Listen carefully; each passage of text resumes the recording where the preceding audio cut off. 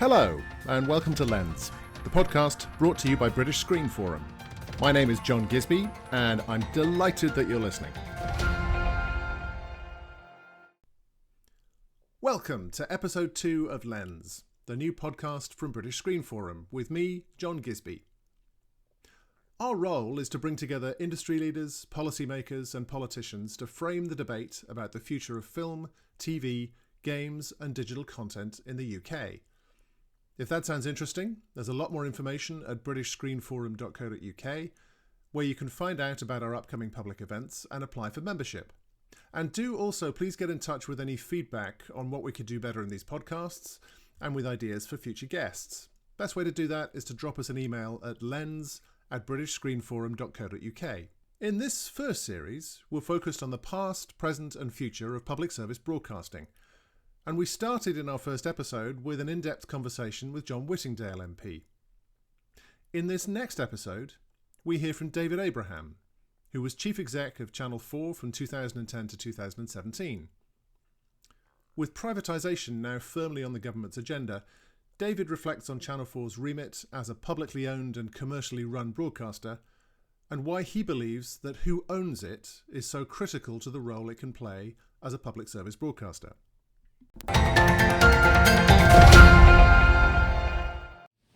It's great today to be joined in the podcast by David Abraham, founder and group chief executive of Wonderhood Studios from 2018. In the context of today, particularly CEO of Channel 4 from 2010 to 2018. David, thank you. Thank you for agreeing to join us today and talk this through. Thanks for having me. Going back through your career, it strikes me you bring an extraordinary, probably rare, and almost certainly unique set of perspectives in their kind of joined upness. Initially starting in advertising, co-founder of St. Luke's creative agency, stints on both sides of the Atlantic, essentially in subscription channels through Discovery, back to the UK to do more subscription through UK TV, and then into public service remit through Channel 4, and then back, almost bringing all of those things back into back together, plus data. In Wonderhood. So pretty rare combination of both UK and US experience and pay and ad-funded and public service and kind of pure commercial. I can't think anybody else who has that kind of complete package. I don't know if that's fair. Totally unplanned. The serendipity of how careers work. It's the way it happened. Yeah, it's the jungle gym career. I'm going to start with the easy one.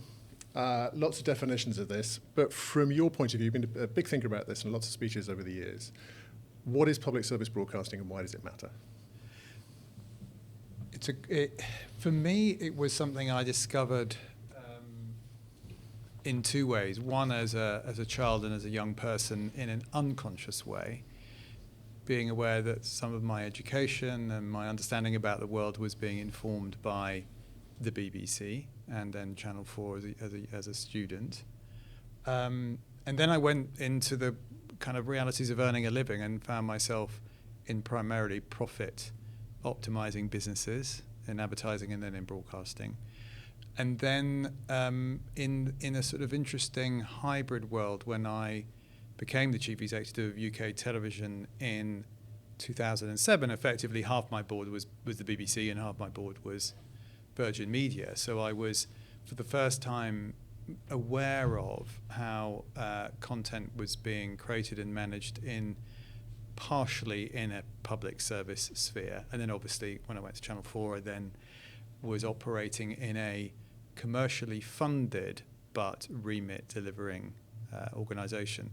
So I kind of have experienced those different flavours and those different models, and I really enjoyed each of them in different ways.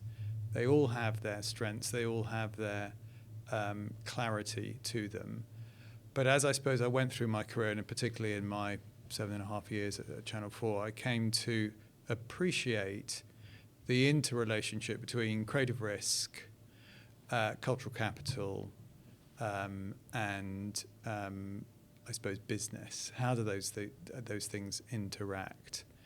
And it became very clear to me that there was something very distinctive and very precious about the public service model that Britain had evolved over many, many decades that was linked to freedom of speech, freedom of expression, and ultimately linked to democracy. And I think we can, and I'm sure we will, touch on each of those different aspects in this conversation, but I think we arrive at a really acute and important time to restate the importance of the existence of this model. This model doesn't exist to dominate the market. It never did, and I don't think it never intended to. It has been rightly competed against and competed with by other models. You know, in the earlier part of my TV career, Sky competed aggressively for the space, contested the space for attention for the UK viewer with a different model. And that was laced with an ideological attack on public service broadcasting that was really informed as much by the need to win market share as it was probably with an aspect of politics and ideology. I think we've now arrived quite clearly, I mean, paradoxically, at a point in which those models have flourished and succeeded and sit alongside the public service models, and frankly are no longer put at risk by the existence of those public service models. What worries me about the position we're in right now is that that's not enough.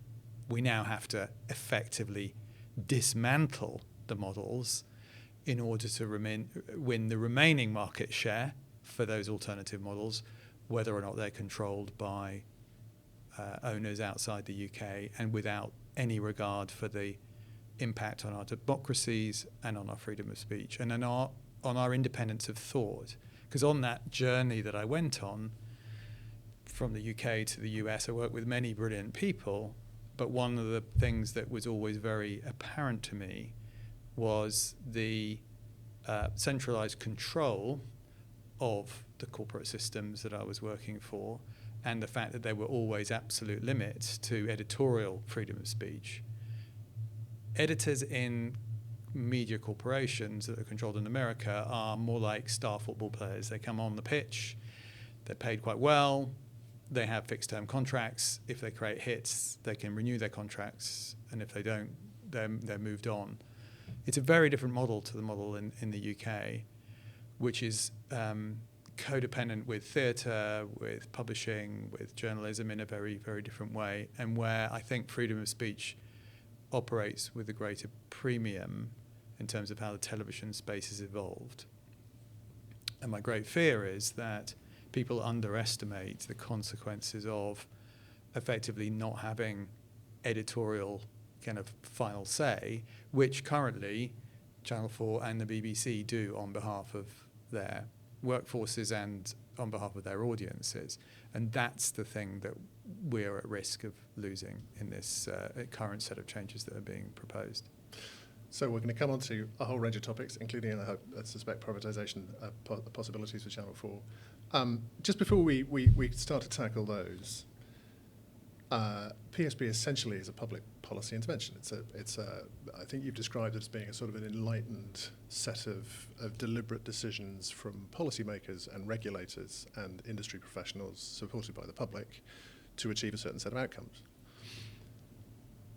If you look at it from an audience point of view, and you're looking at the shows themselves, you love the shows. You don't necessarily appreciate that underneath that there's been a philosophy, a set of decisions taken about what those shows should be, which ultimately control a remit and ultimately direct resources and decision making as to what shows those are.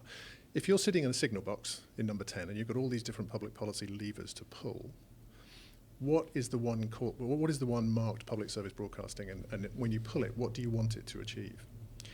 Well, I would like to think, and my understanding is in previous governments, there's been a real appreciation of the ability of this particular part of our culture and of our creative economy to serve the greater goals of the country in terms of the kind of culture that we want to be part of and the kind of country we want to be building for future generations, and that some of those kind of core precepts around freedom of speech, around being well informed and encouraging debate, and also educating in a broad and general sense, and allowing for the serendipity of that knowledge to be free flowing, which of course is what a live schedule ultimately is. You don't know what you don't know, but you will stumble upon things, as we did as we were growing up, which really do open your minds to new worlds in a way that you absolutely didn't expect. And that enlightened form of curation, which these institutions have been good at evolving and developing and innovating around in terms of means of distribution, that core value to the country, which is linked to our education system, it's linked to the security of our communities, it's linked to the health of our minds. All of those things, I would hope, are the backdrop to how then the policymakers think about how technology and distribution is changing in order for those core values to be kept healthy.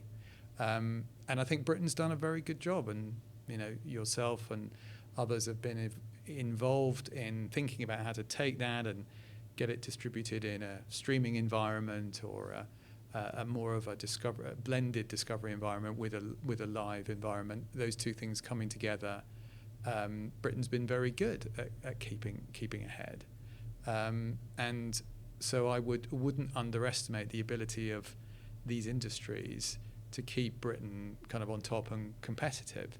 And I feel very strongly that we should be convincing these decision makers that the proposals that we have for how we think this system can be preserved and strengthened for the future should be front and centre, as I think they were when other innovations occurred. My understanding, obviously I was a student at the time, my understanding of how Channel 4 was formed was an informed debate that happened over a 5 to 10 year period as people became aware that more spectrum would become available. There was space for a new channel, but what would the purposes and values of that channel be, and should they be to perpetuate what was at the time a duopoly between the BBC and ITV? And that informed debate led to the creation of a model that worked in a distinctive and different way, but which deepened and strengthened some of those cultural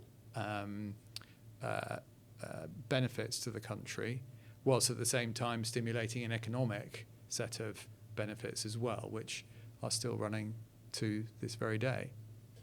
You've talked in the past about the conversations you had as you were coming into Channel 4 with, I think, Jeremy Alizix and Andy Smith and various others who've been part of that sort of founding lobbying crew, if you like. And what struck me about some of the things you've spoken of is that it was very conscious. It was very calibrated. It was a calibrated intervention. I'm sure it had unintended consequences, both good and bad. But the sense of this being a policy objective, this was an intervention to create something new, completely a unique model anywhere in the world still, I think. And one of the things that flows from that has been Channel 4's role in the creative economy as a kind of stimulus for creativity and independent producers. I think you once described it as being a ventricle of the UK's creative heart, which is a particularly vivid metaphor. To what extent the thinking about how the creative economy works, and the reason some would say that there is a lot of inward investment now from particularly to high-end premium TV, is essentially because at its heart there's been this kind of mechanism of all these different remits operating, which has both created big companies but also brought small companies into fruition through Channel 4's intervention. Was that how conscious was that in terms of the commissioning decisions that were happening? And a theme that I think we'll come back to, how different would that have been if you were a purely commercially focused CEO in terms of understanding what the remit was and the day-to-day impact that had on decision making? So I think it did feel like a very different experience to be helping to lead an organisation that essentially at the end of the year had to break even, but had scale, because you really could take a lot more risks over many genres. A lot of media brands tend to be strong in one or two genres. You've got to remember that Channel 4 is very strong in factual, very strong in news, became very strong in aspects of live sport like the Paralympics. All of those things, you had the ability to do things which were not profit maximizing. And again, one of the great privileges was to see whether it was directors or actors or small companies going from those early experimental opportunities that the channel could give it because of this not-for-profit model, both in terms of commissioning but then scheduling and marketing shows, through to then watching those companies having the opportunity when they were sufficiently mature to then go onto the global stage and make shows for Netflix and become part of the broader, bigger, consolidated economy that is the natural cycle of companies in these industries. So it was a model that worked powerfully in the 80s and 90s, and it was a model that continued to work under my leadership. And it has continued to work to this day. You can see actors and producers and writers who are still getting now their very first breaks. And unless you put those seeds in and give those people an opportunity to see a project through and then get it out onto the airwaves, then they're never going to have the opportunity to work on that broader global stage. So I think we should look at our creative economy from the point of view of those voices and authors and talents, as much as we are rightly providing opportunities for the resources, as it were, the craft base of our industry to work directly for Tom Cruise's latest movie or the next Star Wars. The government, I think, has been quite right to incentivize that capacity in the creative economy. It provides a lot of jobs, a lot of opportunity, but we shouldn't do that and be blind to the equally important aspects of when our writers and our performers and our filmmakers and our journalists are telling stories that matter to our audiences in the UK.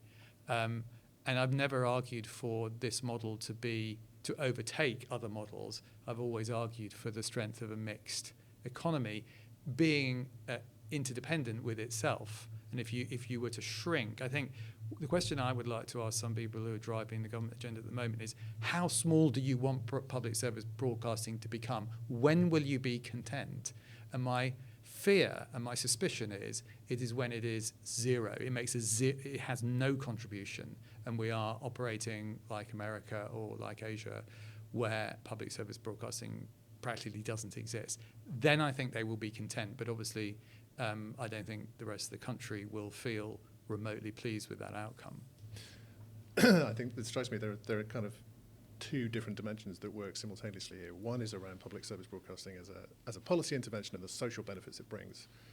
In return for getting the licenses and the prominence and all the rest of it, there is a contract, almost a literal contract. There's a license and a set of statutory obligations that says, as a result, you've got to create the content that does this. Equally, there's another set of dimensions which is around industrial strategy. So some of the big investors, the studios and all the rest of it, are perhaps less likely to take creative risks on very early stage creative talent, but the public service broadcasters provide the on-ramp for that talent to then go off and do greater things. And the symbiosis of those things, it sounds as though from your point of view, works.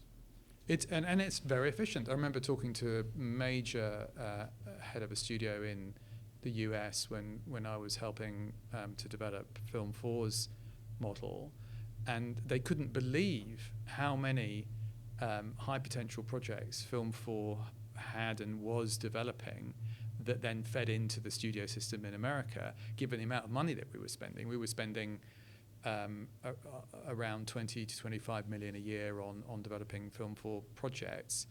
And this particular studio head had spent 100 million and had nothing to show for it.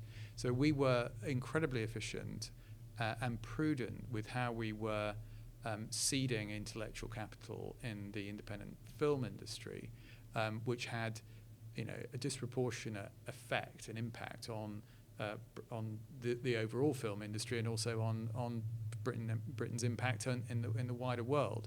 So again, it was important to me to argue at the time that is as valuable as having studios full of franchise movies being produced in London. When you look back over the BBC, 100 years old, public service broadcasting, as an idea, arguably 100 years old, I think Reith was probably the first person to use broadcasting, which I think prior to that had been a sort of farming term. It literally was broadcasting, but it's sort of scattering seeds as widely as possible so that they germinate. In the conversations we've had as part of this series, there's sort of two different models that pop up, broadly aligned with sort of political positions, but sort of more philosophical than that. One is that public service broadcasting is essentially a sort of social contract. It comes out of the 50s and 60s. It's a public intervention. It's a bit like the National Health Service. The conversation with David Putnam that we had, he's sort of described as almost a National Health Service of the mind. If you can justify it for physical health, then this is a similar intervention. The other is a market failure argument. So a country the size of the UK will never produce the range and scale of content that you'd probably want in all genres. News, kids are the two that always pop up. I'm sure there are others as well. So therefore, there's an intervention needed in the bits that the market won't provide. Do those two models broadly sound right? And how have they? You've been in the space 20 years or so. How have they flexed based on the political zeitgeist at any given point in time? I actually find those models insufficient and unsatisfactory in terms of the subtlety of what's going on here. There's an interesting economist, Miria Mazzucato, who talks about how much economic value is created by the universities of various countries around the world, and how much research leads to commercially exploitable value in the broader economies of certainly America and Europe, which underestimates the value of sort of public kind of goods and public investment, which takes, say in science in particular, decades to develop and can be exploited once it's kind of oven ready to go into the market. So for me, the more interesting models, and we've seen this in the pandemic, haven't we? We've seen that there are certain things that business was critically providing in the pandemic, but governments had to provide a plan and had to provide a framework into which that is operating. So I personally think that it would be an exciting idea if the BBC and Channel 4 didn't exist in 2022, to imagine that they would be brilliant interventions in an environment in which we were concerned, for example, in a post-Brexit Britain environment with a war on our doorstep in Europe, to preserve the strength of our factually based news and current affairs output that couldn't be manipulated by anyone at any point. I think we would also be concerned to know that we could have a voice in the airways for our own people, rather than have it necessarily constructed for us by an owner in a foreign country or a foreign continent. So I actually see these interventions as being phenomenally modern, and I find the debates about the post-war contract, etc., really tiring and backward-looking. Genuinely, I think there are a set of tropes that have been used intellectually to attack public service broadcasting because it had a very big footprint and there was market share to be gained for newspapers in the internet world, and for other platforms to rightly win market share, and they threw everything at it to get.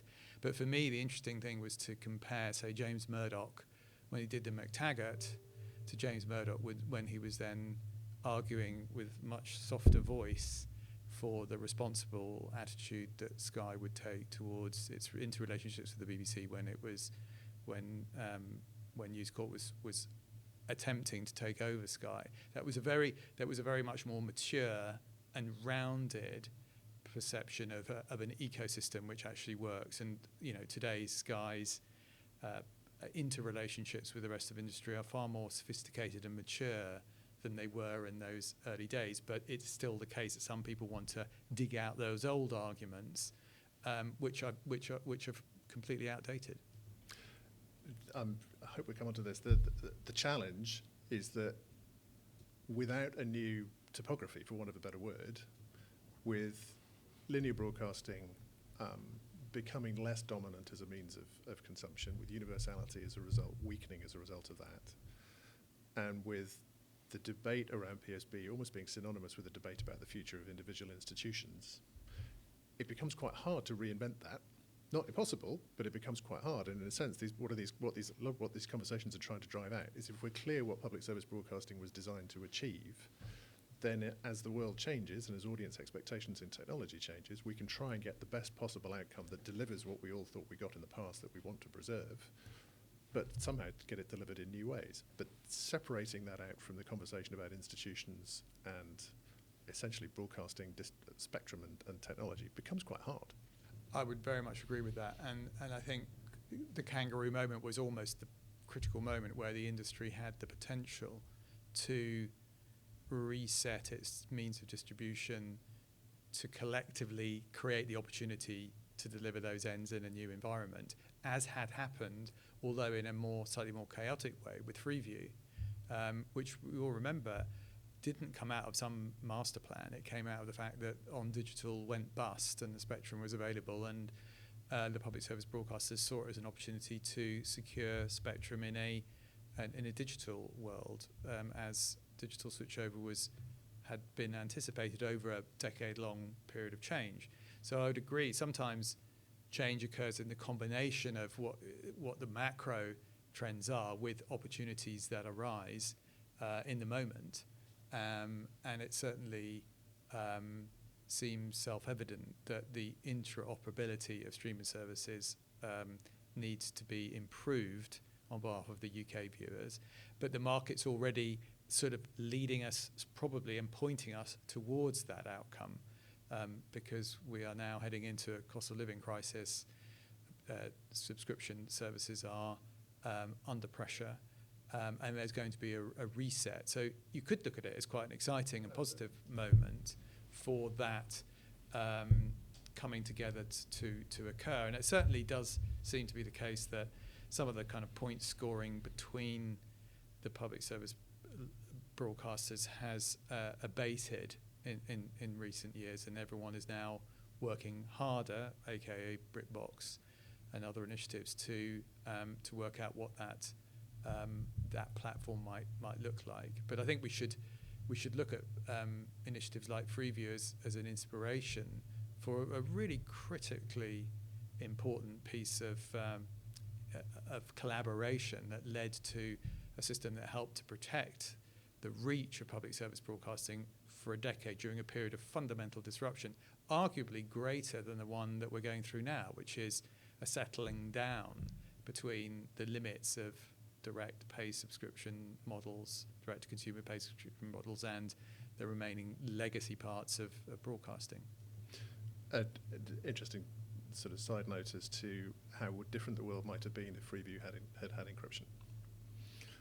Because at that stage, the whole concept of universality and actually being able to switch services off, if there'd been a default that had been possible, arguably we'd be in a different place right now. I want to sort of revert me a little bit to the remit. One of the things that's been a constant over the last 20, 25 years or so of the development of the industry has been the presence of Ofcom. And Ofcom set up in 2003 uniquely, again, I think in terms of broadcast regulation, not only in terms of understanding content regulation and telecoms and distribution regulation in one place as part of it, but also an equal weight between citizen and consumer. So having the responsibility to serve citizens, not just citizens with wallets. And out of that comes remits, it comes licenses, backed up in Channel 4's case with statutory obligations as well. David Elstein, mentioned to him earlier, has written fairly recently around, if you actually look at the various license requirements that Ofcom has had and their ability to impose them over the course of 20 years, looked at through his lens, successive licenses have essentially become watered down over time. The actual metrics around them become less and less relevant until ultimately, I don't want to put words in his mouth, but PSB sort of becomes a bit of a fig leaf. But from your point of view, how much did the day-to-day licenses from Ofcom bite on decision-making, resource allocation? How did they translate into commissioning briefs? Because in a sense, what people see from the outside is what you present in speeches and conferences and show reels, which is, here is a whole range of content that ticks the sorts of Ofcom boxes around information and education and entertainment and range and quality and Britishness and distinctiveness and all the rest of it. How much of that is baked in upstream in the thinking and commissioning process? How much of that is attracting a certain set of commissioning talent who think that way, and how much of it is actually after the fact? Well, again, as we said earlier, when I arrived in 2010, it was the first time I was directly accountable to delivering a national remit. And it was coming at a period where there had been a debate as to whether or not Big Brother had become too dominant on the Channel 4 schedules, and had there been an over-reliance. It was described, I think, by Tim Gardam as an oak tree that had cast a very big shadow on the rest of the garden, and things hadn't grown in as interesting a way as the remit had implored the board to deliver on. So the decision had been made to cut that. So what did we do? We very aggressively pushed that money into many more genres. So there were many more attempts at cracking comedy. We increased the amount of dispatches that we were doing, and we set about developing opportunities to create the new returning series. I always said I'd rather have sort of 5 shows doing 3 million reliably over the year and coming back than something as big as Big Brother. In the end, we sort of did both, because we developed lots of successful returning shows under Jay's leadership, and we also made big commercial plays like Formula One and towards the end Bake Off, which kind of allowed us to sort of double down on the innovation and the scale of those returning shows. So in broad terms, Ofcom were holding us to an agenda around diversifying the schedule and accelerating the pathways of new talent coming through, and it allowed us to spend more money on Film 4 and all the things that we did during that period. On a day-to-day basis, it felt very real. If you look, I know that David Elstein's has a curious hobby of studying the Channel 4 annual reports, but if you look at them, I would describe them in the opposite way to the way he does. I think there's a huge amount of research that goes into being accountable on the hours and the spend, but also on the public perceptions of each of the genres. And as someone, I'm not aware that he has ever run a channel in that accountable way. When he was running Channel 5, inevitably the license provisions and the remit were looser, because it was understood that was a profit optimizing business, and it was given certain obligations which you could argue had been watered down. And the positioning of the news, the timing of the news, all became lighter as time went on. That is not the case with Channel 4 News. It's not the case with the number of dispatches. It's not the case with the commitment to Channel 4. It's not been the case under Alex's leadership in terms of sort of commitment towards nations and regions either, which has just all gone up and up and up. Inevitably, you can pick certain genres. You can talk about how many hours of children's programming, some things that were added in during subsequent licensing rounds, which I think in truth we struggled to deliver on amongst all the other things that we were doing.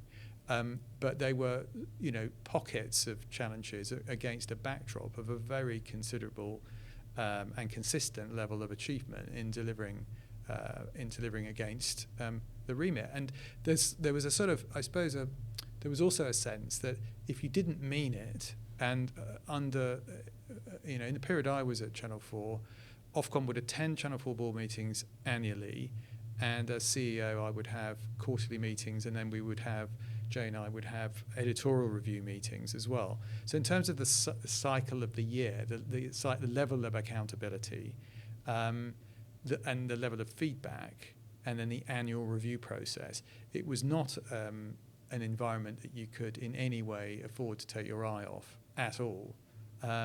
So it's kind of ironic to me to hear other people who've never sort of actually worked in that system comment on the fact that it's a fig leaf, because it felt far from that from our point of view. I hesitate to put words in David's mouth. I'm not sure he'd call it a fig leaf. I think he was just sort of tracking in his recent essay about the purpose of Ofcom, and tracking all of those various metrics and going, well, at one stage it was the number of UK originations, another time it was the more relevant trend is the extent to which ITV and Channel 5's remits have been watered down through consistent lobbying and renegotiation, and probably sort of with a gun sort of half on the table around the consequences of not loosening the provisions. And so they've definitely been watered down. But ironically, if you work at the BBC and you work at Channel 4, the opposite is the case. The tide is going in the other direction. And part of this, let's call a spade here. It's partly commercial lobbying in favour of loading up the BBC and Channel 4 with as heavy a remit as possible in order for it not to be competing commercially, and that's as much of a motive as any real concern for sort of public good. And again, from your point of view, running a commercially funded channel, admittedly only needing to break even or add to reserves, that commercial mix of stuff that frankly could be on any channel. Sports rights could in theory be on any channel. I'm sure Channel 4 would present them in a different way. Yeah. And then you try and find a refreshing way of approaching subjects like the Paralympics, which would not be profit maximising, but then doing Formula One with a brand new company, which we've helped to support and grow, and it recently has sold to Sony. So you're always looking for the bit of the remit that you can deliver to, even if you're doing something commercial. But to see MPs pick things out of the schedule and say that this individual example, it's intellectually dishonest, because it misrepresents the nature of a cross-subsidised schedule. And actually, one of the things that always really impressed me is that there's real art to doing that. You know, to be pretty commercial and to develop a surplus through your ad sales in order to do an investigative report that might take you 2 or 3 years, but which will have immense public value, is a wonderful thing. It's an amazing thing, because you're really using the resources of the market to deliver something which the whole of society can benefit from. And it comes with so many paradoxes. Very often you've had adverts on Channel 4 in prime time, and then maybe half an hour later there might be a Channel 4 News or a Dispatches that might be taking apart that company that owned that brand that had spent money with the channel.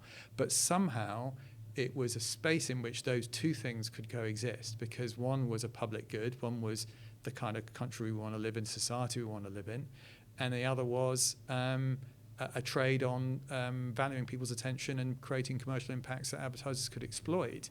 And I think we should wonder, frankly, at the ability of the British system to provide such an offering. Not one that wants to dominate other players at all. It remains not niche, but not dominant either. And it's a brilliant way of bringing together different interests that we should do far more, I think, to celebrate as something uniquely British and very very and which provides the kind of content that regularly, not occasionally, but regularly can be said to be game changing in terms of how certain genres kind of innovate and move forward. You've talked at the core of the remit, which you talked about on several occasions while you were chief exec, the idea of a Channel 4 getting its energy, which it historically always had done, from the edges, from the kind of the fractures in society, and bringing ideas from the outside to the mainstream. Similarly, directing, I think, great quote, directing the creative potential of television towards stimulating cultural progress and change. And you talked today around the nature of public discourse and at the kind of heart of political conversations. How important is scale in that? Because one of the things that broadcasting has always produced is scale and reach and frequency. And as we go forward, as linear declines, that gets harder. So as we think through what PSB and PSM need to evolve to, how much does scale matter?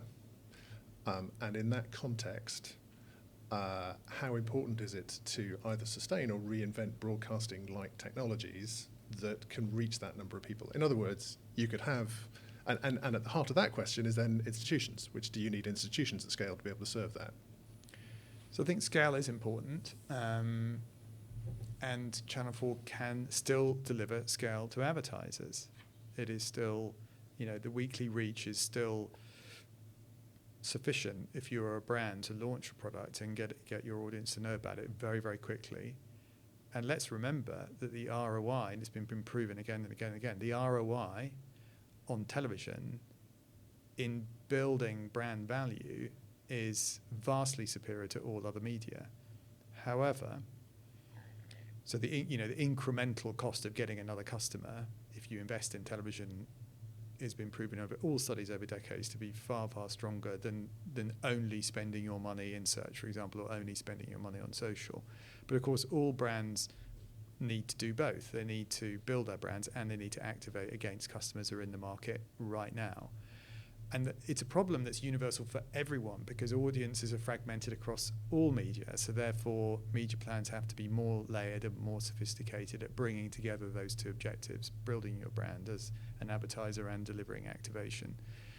And so paradoxically, television still is very central to that, very, very central indeed, because it still has greater scale than any individual content channel on an alternative platform like YouTube or Snapchat or TikTok. And therefore, television is more valuable than people have made it out to be to advertisers, to the economy. I'm seeing this again and again in my business now where we work with digital first brands who activate using digital channels only for the first year or two of building up their customer bases, and then they look at the brand awareness stats and they're still in single digits. They then go on TV. Not only do they see their brand awareness scores just go through the roof overnight, and they see their sales go through the roof overnight as well, and they can't believe the efficiency of the ROI. And this is something which I have not heard one politician, and this is a conservative government, I haven't heard one politician speak up for the economic benefits of television as an advertising medium in the last 5 years, which is shocking. Because in a sense, they are doing nothing other than repeating the trope of whoever they've heard of last to say that the trajectory of linear television is to zero. This is utter, utter nonsense. Of course, what we have seen is an environment in which linear audiences have stopped growing in aggregate, although, of course, they're growing in certain areas because some channels are doing better than others. But we've seen quite a sophisticated evolution of VOD services, and we're now getting to a new equilibrium where the environment is now direct-to-consumer, AVOD, and free-to-air. And it's the interrelationship of those factors that are defining how the market's now settling. We're all consuming more content than ever before. It's just more layered and it's more fragmented. So to argue that effectively the linear television model is bust is intellectually inaccurate and dishonest in my view. What the main broadcasters in the UK have succeeded in doing is diversifying their channels of distribution into streaming. They are now a material proportion of the total. And we are now also getting more transparency over the actual viewing scale of these platforms that everyone has led us to believe are now destroying and dominating everyone's attention. And curiously, we are finding that is not the case, that the top 20 or 30 programs in any one year within the UK, there's only 3 or 4 titles which come from a streaming service. And the fact that those streaming services are now, some of them going to be starting to take advertising, levels the playing field yet again in terms of how kind of is in a way comparable these platforms will be. We all know that these platforms have been super competitive because they have driven growth through vast amounts of debt and produced lots of very high quality content, which has driven a huge amount of subscription. But those of us who've sort of been around for long enough know that ultimately you still need ultimately to find a way of funding content in a way that's sustainable and where debt is under control. And so there's a new medium and equilibrium that we are heading towards, which is far more nuanced and interesting than the one I think politicians are painting. I'm going to try and draw several of those threads together. If both commercially and in terms of kind of the progressive policy agenda or the public service policy agenda, you need scale, because you need scale and impact, both to make the money but also to have the social impact. If you look down the other end of the telescope, UK broadcasters, in Four's case, whatever it is now, 700-800 people in the core business, competing against global players, streaming platforms with enormous budgets. Even once those budgets are under control, they're still going to be enormous based on their direct-to-consumer business. But there's if Channel 4 is working with today 300 companies, that's probably 20,000 people that are feeding into the ecosystem. So there's quite a lot of firepower there, and there's with this model, there's an opportunity to create ideas which can really break through from anywhere. And that's the wonderful thing about our business. It is about scale at the distribution end, but it's not only about scale at the upstream inception end. And that's where we should, as a country that is the scale that we are, we should focus on the bits we're really good at. We should not, just because we are not America, it doesn't mean to say we exit the market and just become a service provider. We can actually compete in the bit we're good at, which is the ideas bit and the originality bit. Completely agree with that. On the other hand, I think I remember reading that on your watch there were probably 100 or so technologists at Channel 4, not only doing all the core services like distributing feeds and getting things bounced off satellites, but also increasingly investing in the data platform and in the underlying VOD platforms and product and user experience and all sorts of new muscles and skills, which we'll come on to in a minute. That team is competing with teams many factors as big in the global streaming platforms. That's difficult to compete with simply on a basis of kind of scale and resource. Yes, it is, but let's also acknowledge that a lot of the tools are now kind of off-the-shelf tools. The things that we did were the things that no one else had done before, like think through what a data strategy would be for a broadcast VOD service. How we would get registration to work, how would we use that behavioural data to improve the experience on an individualised basis. All of these things, we focused on where we could make a difference with the resources that we had. And one of the things, there's nothing wrong with, in a sense, a continual startup mentality as part of your culture. And I think, there's only so many ways ultimately that we can improve the streaming experience. We've sort of reached the outer limits of that, I think now. I remember quite rightly in 2010, we were still sitting in rooms looking at buffering being the fundamental issue and what will the picture quality be once you blew it up to a bigger scale. But, the BBC does have scale, and they were solving many of those problems, as was Channel 4 with much lesser resources. My understanding is that Channel 4's streaming service actually got to market before the BBC. So it's not only about the number of heads. I think it's sort of where you direct those resources and the iterations that you're open to going through. And I'm not so sure now, okay, how is technology going to keep Netflix competitive? Is it to do with how they're going to use data to pick shows? Maybe at the margin, but I can't see that being a massive competitive advantage. Similarly, how is data going to help Amazon or Apple get to better shows?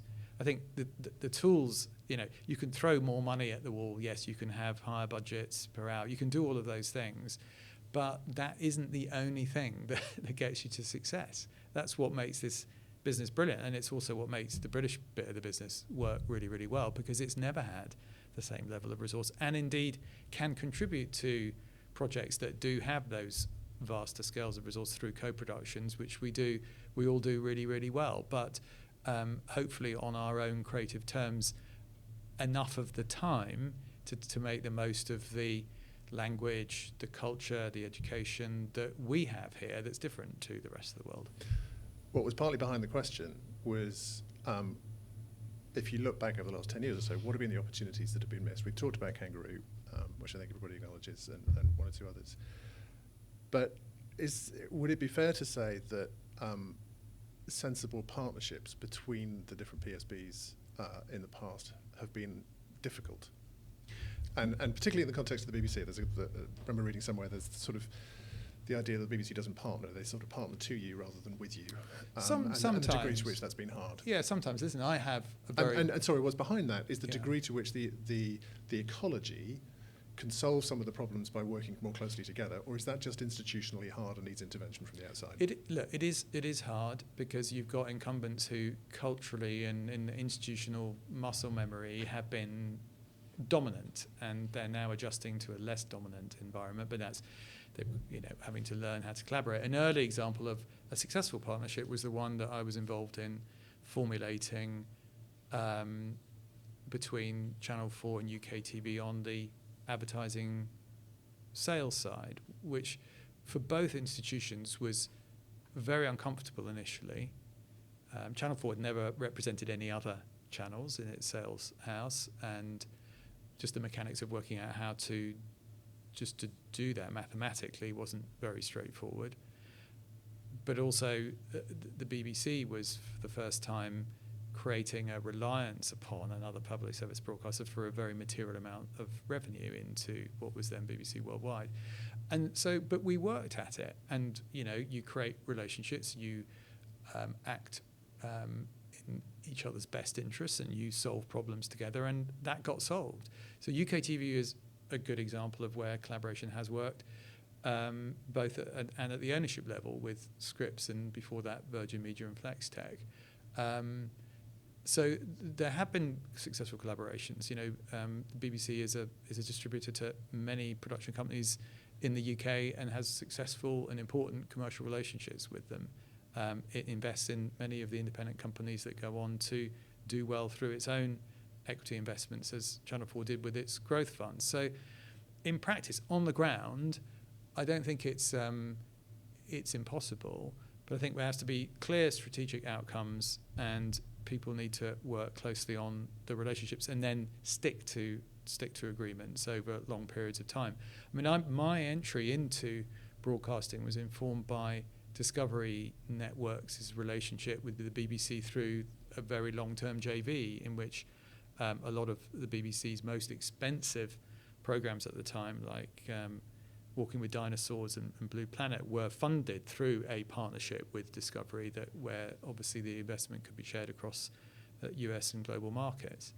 So I think all of these things are possible, but people have to build models that then work. And that BBC JV lasted well over a decade and was, ran to 4 or 5 volumes.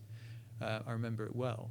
So that I think people have got to be very constructive and productive and innovative in how these partnerships can last and how value can be grown together and then shared together. It can be done.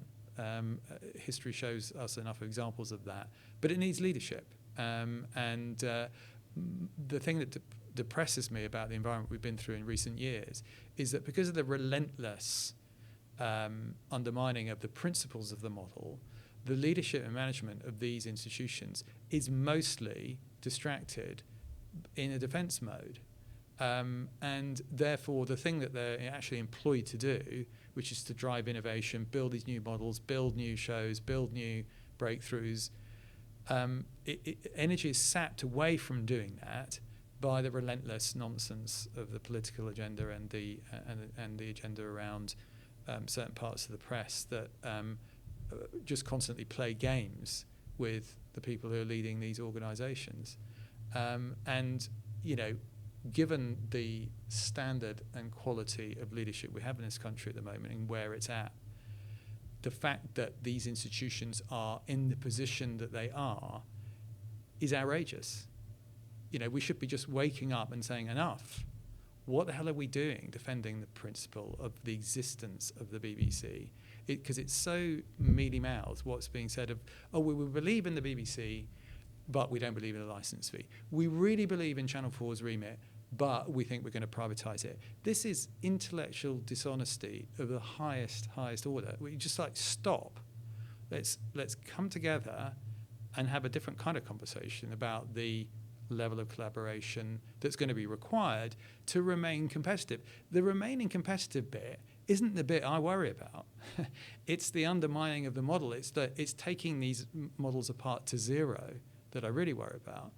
And so, both these institutions are constantly in a defensive, self-justifying position as opposed to having the opportunity to genuinely move forward and put forward a vision for what the future looks like. I actually think that the hybrid model that Channel 4 have tried to put in to the marketplace is really worthy of proper examination.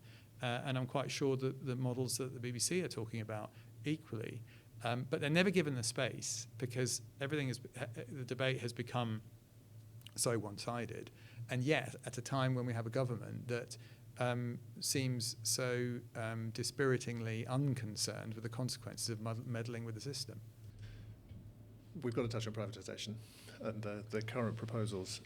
One of the things that we've done as part of the research for this series is gone back and reread the Ofcom PSB reviews. And every 5 years they pipe up and essentially tell the same story, which is not sure what the licence fee is intellectually sustainable over the long run. Channel 4 looks as though it's on borrowed time. Great intervention at the time, but a bit of an anachronism now.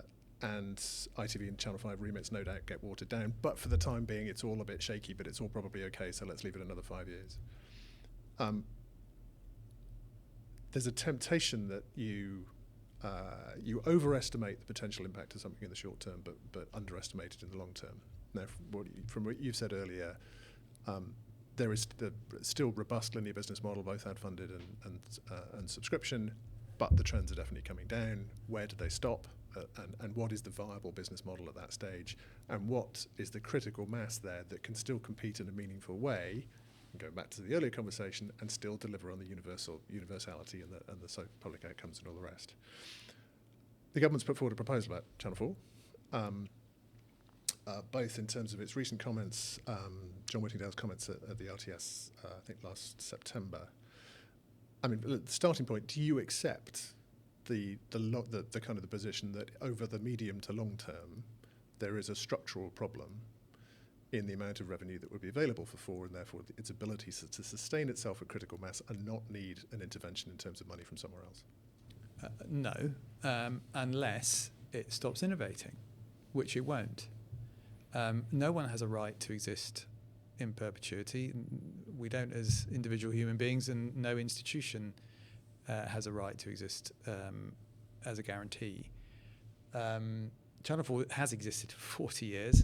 It's never needed a government bailout. It's been through the dot-com crisis, the 2008 crisis, it went through 9/11, it just went through a pandemic. It has no debt, practically no debt, and it has never needed a bailout. So the concept that that there's a granny in Stockport that's exposed to the theoretical risk that it's going to go bust is utter nonsense. But it has survived because it has kept innovating. It's kept innovating in its programming, and it's kept innovating in its product proposition and in how it engages with advertisers. It has always led the way, and as long as it keeps leading the way in small, medium, and large ways, then it will not require an intervention of this kind. This is, in my view, not being driven primarily by concern to strengthen the PSB system, which it is dressed up as. It's at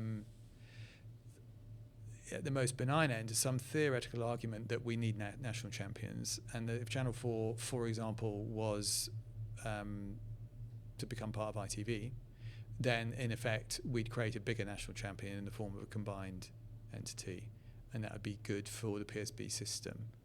I think it's wrong-headed. Because the downside risk for the indie sector, and indeed for advertisers who would then be dealing with a practically monopolistic / duopolistic ad sales environment in the UK, are far greater than the status quo. And so for me, the deafening silence in the white paper around impact analysis, which is scandalous for something this important. You've got the creative economy of the UK producing more jobs, more GV than any other sector, and you are removing some of these Jenga bricks at the same time as going at the BBC licence fee. I think it's just reckless.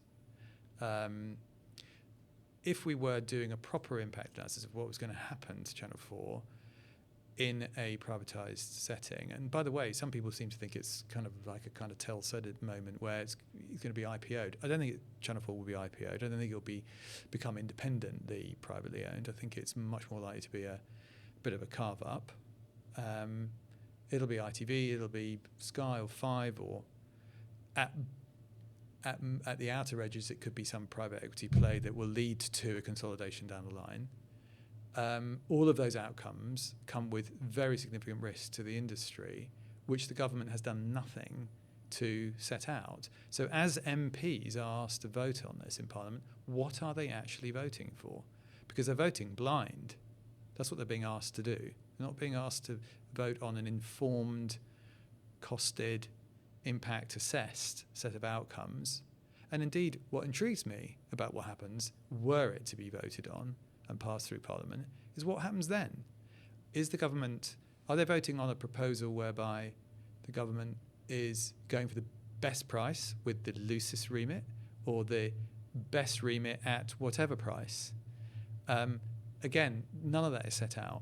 So if you're a private buyer, and you don't have to be Einstein to work out who they're likely to be, and investors will be looking at this from every different angle, there's a big black hole in the centre of the assessment of what's going on here. So that they've basically made a vague set of assumptions about sustainability and audience trends, many of which you could debate. It's not like we go around saying every institution in the country needs to be able to prove that it will exist in 10 years' time, otherwise it'll have its license removed. It's absurd. That's not how business operates. Business has to prove itself every year or every quarter. So I do think any institution, including Channel 4, is vulnerable if it fails to innovate. If it keeps innovating at or ahead of the market, then it has a right to exist and a right to succeed. It will need to keep innovating. It'll keep needing to lean into digital. But it's been doing that. And it continues to do that. And the rates of digital revenue are now very, very material. And the amount of digital revenue growth is very, very material. So it feels like the people who are actually qualified to manage and judge this are being ignored. And the people who are coming from outside the industry are telling the industry that they have a concern about its sustainability because, quote unquote, they're worried about exposure to the taxpayer. It's just dishonest and untrue. I'm going to ask a devil's advocate question. So we talked about the pressures on linear, and despite the innovation, the amount of commissioning budget in real terms for the content has certainly gone down over the last 20 years or so. If there was a Nesta solution and a magic wand that actually said, here is, so no change in ownership, but actually here is a significant endowment to solve some of the potential medium to long-term problems and give financial stability and security as an intervention. If you were now in the driving seat, presumably you'd know what to do with that in terms of a capital infusion, and you'd welcome that. Is that fair? Well, I mean, we can all wave a I magic realise wand. I realise it's an esoteric question. I appreciate that. But it does lead somewhere in a second. Yeah, I mean, ironically, Channel 4 has never started with an endowment. It started with some spectrum and a levy on ITV's revenue, and then off it went. I'm a great believer in sort of cutting your cloth and innovating within the framework that you're operating under. Look, I think everyone wants to see a Channel 4 that's producing hits and creating careers and winning Oscars, and there is a space for that. It was never designed to be market dominating. It was always designed to be punching above its weight in a very sort of British way. And even if you could do the calculation against inflation to say that the amount of firepower that's available is lessened, it's still not insignificant. It's still, bringing in over £1 billion worth of revenue. It's delivering still around 10% of audience, but much more importantly for advertisers, around a third of the commercial impacts that are available for the UK. These are not insignificant assets. So to say that it isn't as much as it would have been relative to the rest of the market 20 years ago is self-evidently the case, but it isn't lacking in economic and cultural impact today.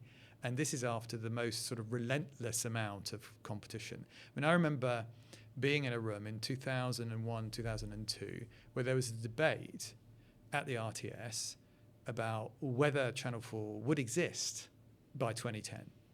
And 2010 was the year I took over. And there was another debate that just happened about, should Channel 4 exist as an independent entity? Should it be fused with the BBC or Sky at that point? And we said, no, let's cut our cloth and carry on doing what we're doing. And in that time, thousands of jobs and hundreds of career opportunities for creative people have continued to benefit the British nation, which would otherwise not have been the case if it had been sold or combined with another entity at that point, because it would have had to have been accountable to different purposes. Quite legitimate, quite sensible purposes, but just different. So my question is to turn it around the other way and say, why would you want to get rid of that now when it is still delivering material amounts of benefit? Let it continue to prove that it continue to do that. And if it can't, you should change the leadership or change some things in it. Do something about it to make it successful. But this decision to fundamentally change its operating model, for me, it's having your cake and eating it, because you can't deliver the same remit and deliver a profit. That is the bit that just makes no sense in the proposal.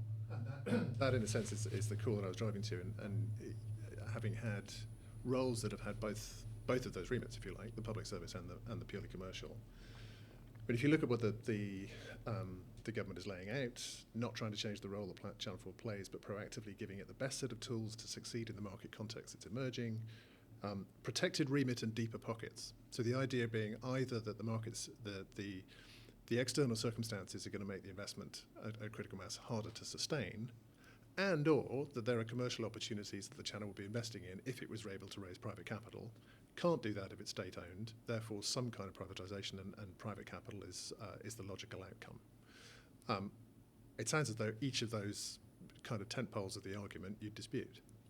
Absolutely. And also, if you look at the scale of the industries that are operating globally now, any of these moves wouldn't move the dial. Becoming part of the Sky Comcast world doesn't make you overnight able to compete with Amazon or Apple.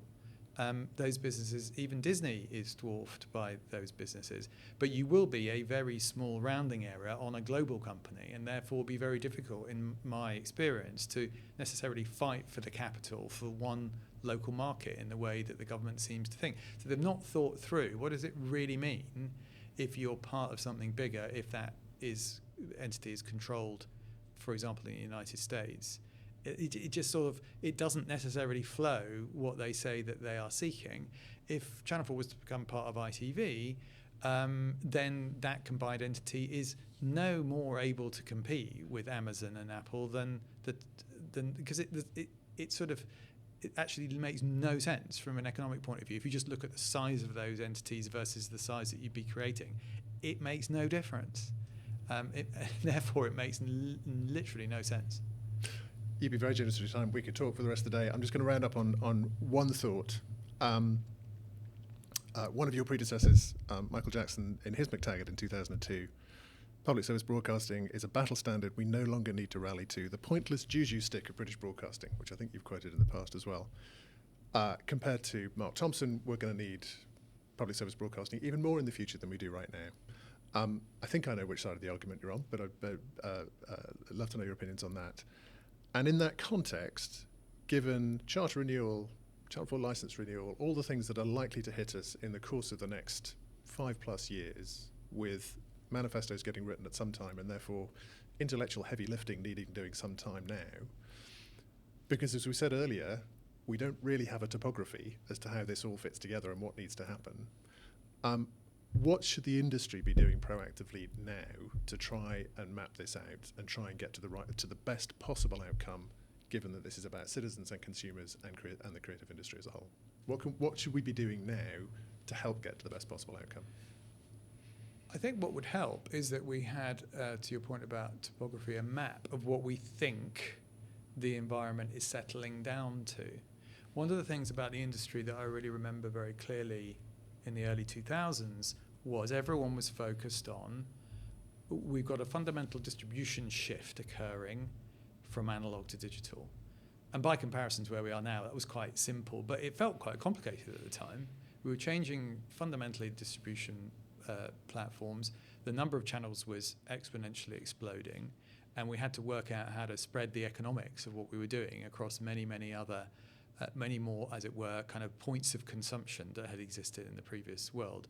But we worked it through, and a lot of value was created through that for everyone. We're now in a much more complex environment in which new models are disrupting constantly, and a lot of those models appear to be video-based, TikTok being the most recent example. And they're very disruptive and they're very consumptive of attention, particularly amongst young people. So I think what would help the most as a first step is that those of us who are participants in the market in the UK, as it were, came up with a manifesto of what we think the map is going to look like over the next 5 to 10 years. And this is something that I think, therefore, Ofcom could use as their guide for how these licenses should be renewed over the next 5 to 10 years. For me, when you read the papers and when you read the analysis, there is frankly far too much doom and gloom about the kind of loss of the younger audiences and the kind of implosion of the contract between the main incumbent players and their audiences. And we should flip it around the other way and say, look, what is it that we do have? Where are the firm kind of joists in all of this? And how does the industry collaborate, kind of with itself in order to protect those key principles that we've been talking about? And that'll take leadership. We need to shift. This is about politics. This is about shifting the debate from a defensive stance to a more innovative, front-footed, forward-looking vision for how this whole environment can work. And it is not a binary discussion between us giving up, as it were, some of the birthright of our own editorial independence as a country in these media. Because we have seen with GB News, and we're seeing with all these other new entrants, sort of what the agenda is from a political point of view. And we should be very wary of further loss of control of our editorial levers as a country. And as a final thought, we should be more shocked and frankly outraged that we've got a government who is so laissez-faire as to wish for that editorial independence to be sold and to be jeopardized in the way that is at risk right now. They're not here to respond to this, but they have had their own sessions. So the conversations in aggregate, I think, will address these points. David, you've been enormously generous with your time. Thank you very much indeed. Thanks very much, Jon.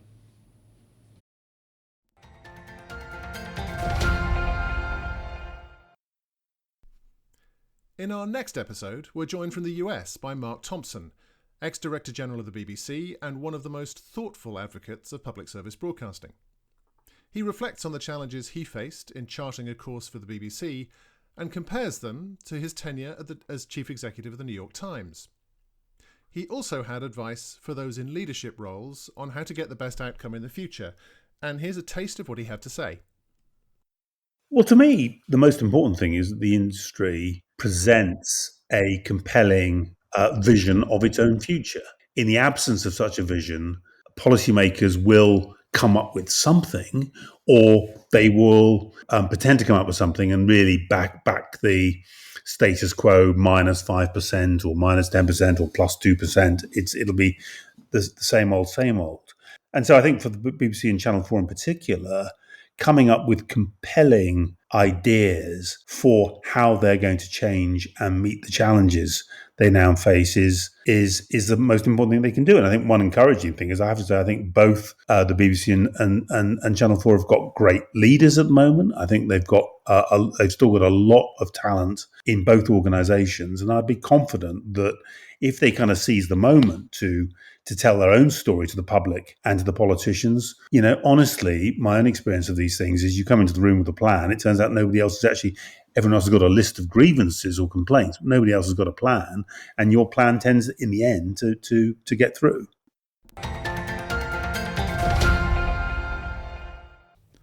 You've been listening to Lens by British Screen Forum.